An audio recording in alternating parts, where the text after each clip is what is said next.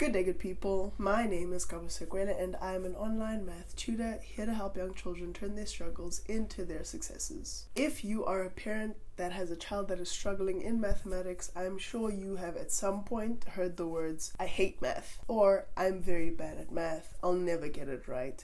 Just something that gives you the idea that they have a very negative view of mathematics and they have a very defeatist attitude. However, these feelings are only because they actually have a flawed view of mathematics. In other words, if they had a different view, a more positive view, a more positive mindset about mathematics, their attitude would be different. Now, you as a parent can help them shape their view of mathematics with just a few simple yet impactful words. Even if you weren't good at math yourself, you can shape your child's view of mathematics and you can help them put even more effort into the subject. So in this video, I'm going to share with you a few things that you can say to them that can help them change their negative mindset of mathematics. But before we do that, let's discuss what are some of these incorrect views that they have of math, and then we can talk about what you can say to change their view. Firstly, many children think that mathematics does not make sense. You can hear it when your child says things like, "Math is confusing" or "math is stupid." Now, if your child has this view of mathematics, I don't blame them, because unfortunately, children are not taught to see mathematics as this logical, orderly subject that has a pattern that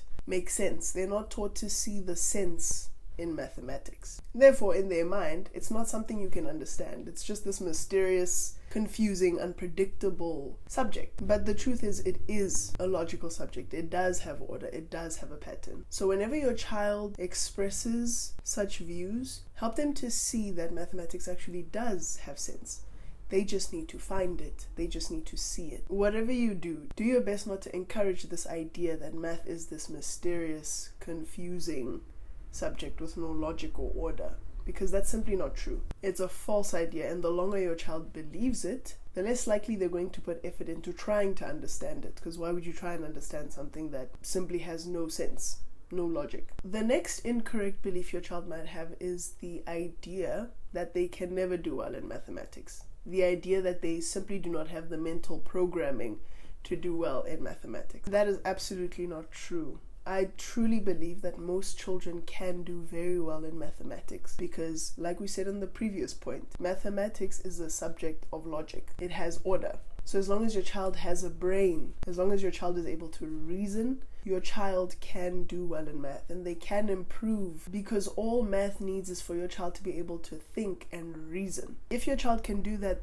they can do math. And the more they do it, the better they are able to reason and to think. Now, this is not to say that math is easy. I'm not saying math is easy. But it's okay for math to not be easy because your child is able to do things that are not easy. Your child is fully capable of doing things that are difficult. So if ever your child says something like, "I'm bad at math," or "I'll never do well in math," help them to see that it's okay. They can actually improve in the subject if they put in the work and the effort. They have everything they need in order to do well in the subject. They now just have to work. You can say things like, "You can do well in math. You just need to learn how to learn math the right way." Things like that give them a sense of hope, and it shows them that doing well in math is not something that is unattainable. You can also show them a couple of things that they at first weren't good at but eventually became good at, just to show them that it is okay to be born not knowing how to do something. You see, a lot of children can do well in mathematics, but they just choose not to do well in math. They may not necessarily see it as that, but that's exactly what it is. In many instances, it's a choice. They choose not to put in the effort when it gets hard. They choose to not allow math to challenge them. When math doesn't make sense, they choose to give up. Instead of trying to figure out what is it that doesn't make sense, they decide, okay, it doesn't make sense.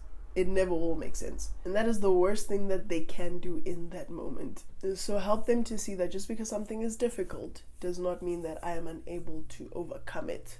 The last incorrect belief we will be discussing today is this idea that the people who are good at math are just naturally talented. They're naturally smart.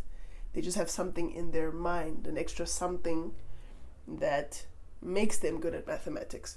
That not everybody was born with this gift and that, getting good grades in math is effortless. This is an incorrect belief because being good at math is your own doing. It's something that you need to put effort into. We've already discussed this in the previous point. It's something that you need to work towards through the decisions and the actions that you take. It's not something that happens by mistake. The idea that people are just born smart is incorrect, and it encourages laziness. There's actually a book by an author named Carol Dweck.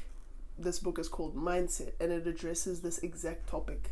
The idea that we are born with certain talents and we are born with certain abilities, and if you don't have it, you will never have it. And in this book, she highlights the fact that this is actually a very incorrect belief that so many people have in their minds. In that book, she mentions that it is better for a parent to award effort, not only achievements, but also the work that was put into getting those achievements. That is a very important thing to praise, because your child can then start seeing that there is value in putting in effort, and there's value in persevering, having grit, other than only praising talent and achievements. Even something as simple as that can have a very big impact on how your child views talents and how they view effort. Even when they fail at something, even when they make a mistake, simple words such as, okay, let's try again. Words like that can make a big difference on a child's view of themselves, which can help them see that effort, hard work, perseverance is more valuable than these so-called natural talents. Instead of comparing them to children who are doing well, you can help them see that they themselves can be in those exact same positions if they put in the hard work and the effort. Help them to see that they are more than capable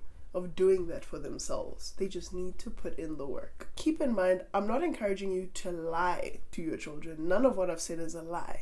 The suggestions in these videos are all the truth. They're just truths that your child has never considered for themselves. Your child is very capable of doing well in math and in school, because it's less about talent and more about effort and hard work and perseverance, grit.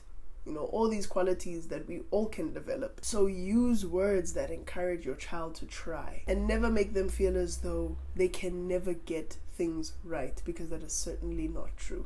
The simplest words really can have the biggest impact on your child. Parents, thank you so much for watching this video. I hope it helped. Please comment down below anything else that you've said to your child that has been motivating and encouraging, with the aim of helping your child to have a more positive view of the subject. If you are in search of an online math tutor for your child, please be sure to go down to my website and schedule a free consultation with me there, and I'll see you in the next video.